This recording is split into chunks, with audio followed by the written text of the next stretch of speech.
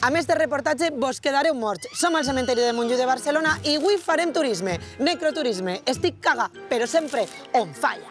Adrià, on som ara mateix? Som a la col·lecció de carrosses fúnebres, la única exposada públicament a Europa. Això no ho pot veure tothom. No. No? Jo estic emocionada. Tinc una emoció. De quin segle estem parlant? Estem parlant de finals del segle XIX i principis del segle XX. Esta carrossa, per exemple. Va ser la més emblemàtica, s'utilitzava per grans enterraments de personatges destacats com Santiago Rossinyol, Enric Prat de la Riba... Adrià, jo veig un taüt, ahir no hi haurà cap persona, no? No, ja ens hem assegurat que no. A veure, esta blanca que tenim així darrere a mi em genera més bon rotllo. Doncs bé, anava dirigida a infants. Ah, doncs ja no tant.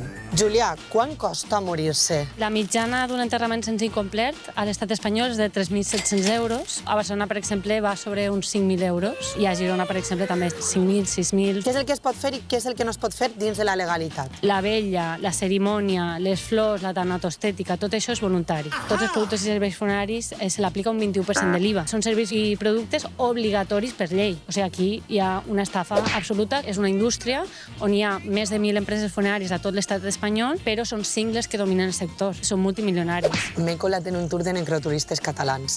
A veure què me conten. Per què heu decidit vindre a fer turisme hacia el cementeri de Montjuïc? Me interessa molt la història i tanta ostentació d'on ve. Això tu t'ho podries permetre? No.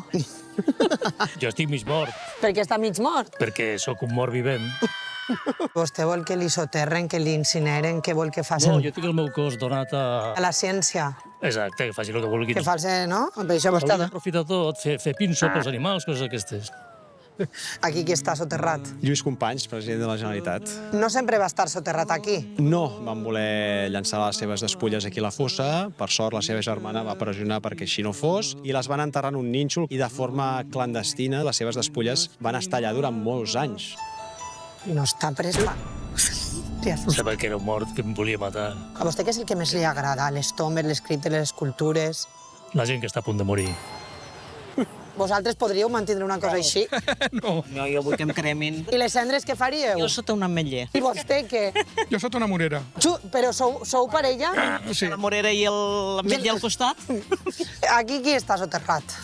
La família de la Riba. És la segona construcció de Barcelona en tenir un ascensor. No tenien ganes de caminar, no? Eren un poquet mandrosets. No hauria funcionar gaire bé perquè al cap de pocs anys el van desinstal·lar i van haver de construir una escalinata com la resta de panteons. Com és que ha vingut a visitar el cementiri? Pues mira, te quedaràs morta perquè m'he demanat el dia d'assumptes personals a la feina. No? Per què? M'agrada molt veure els cementiris, Quins cementiris més ha visitat així que li agraden molt? molt famós el de Praga i després a un altre lloc de...